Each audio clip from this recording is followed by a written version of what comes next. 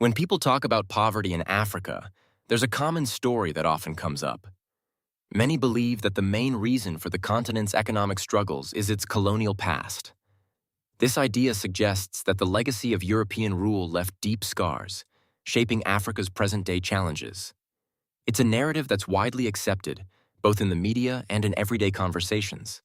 But is colonialism really the only explanation for Africa's current situation? Or is the reality more complex? Africa is often described as a continent rich in natural resources, from gold and diamonds to oil and rare minerals. Yet despite this incredible wealth beneath the surface, many African countries continue to face economic challenges and widespread poverty. This paradox raises important questions about how these resources are managed, who benefits from their extraction, and what obstacles stand in the way of broader prosperity. Factors like historical exploitation, political instability, and unequal trade relationships all play a role in shaping this complex reality. Understanding these dynamics is key to grasping why resource abundance hasn't always led to widespread wealth across the continent. European colonial powers arrived in Africa with the goal of expanding their empires and accessing valuable resources. They established control through force, often redrawing borders without regard for local communities. During this period, natural resources like minerals, crops, and labor were heavily exploited to benefit European economies. The legacy of these actions continues to shape African economies today, with many countries still facing challenges related to infrastructure, governance, and economic dependency. Understanding this history helps explain some of the persistent inequalities and development issues seen across the continent. While colonialism is often cited as the main reason for Africa's challenges, it's important to look at other former colonies for perspective.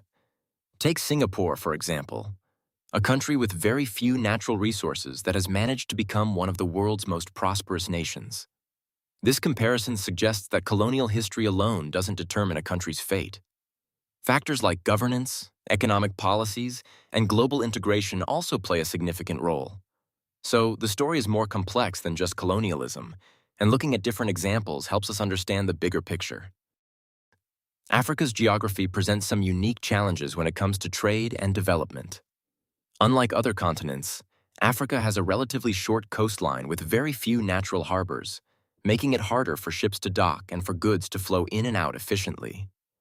Many of the continent's rivers are also tough to navigate, with waterfalls and rapids that interrupt smooth travel. These factors have historically limited Africa's access to global markets and made it more difficult to connect regions within the continent. As a result, economic growth and integration have faced extra hurdles compared to other parts of the world. Botswana offers a remarkable example of economic success, even though it's a landlocked country with vast stretches of desert. Despite these geographical challenges, Botswana has managed to build a stable economy, largely thanks to good governance and effective management of its diamond resources. This story demonstrates that a country's geography doesn't have to determine its future. With the right policies and leadership, nations can overcome obstacles and thrive in unexpected ways. After gaining independence, many countries face the challenge of shaping their own systems of governance. In Tanzania, leaders introduced policies aimed at reducing economic disparities and fostering a sense of unity. These measures discouraged the accumulation of wealth and promoted the idea of a classless society, hoping to avoid the inequalities seen during colonial rule. The approach was rooted in ideals of fairness and collective progress, but it also brought about unique economic and social dynamics. Understanding these policies helps us see how post-colonial governments tried to redefine their nations and address the legacies of colonialism. After gaining independence, former colonies faced the challenge of building their own systems of governance and economics.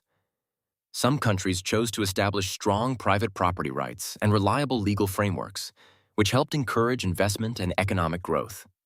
These measures created a sense of security for both citizens and businesses, paving the way for prosperity.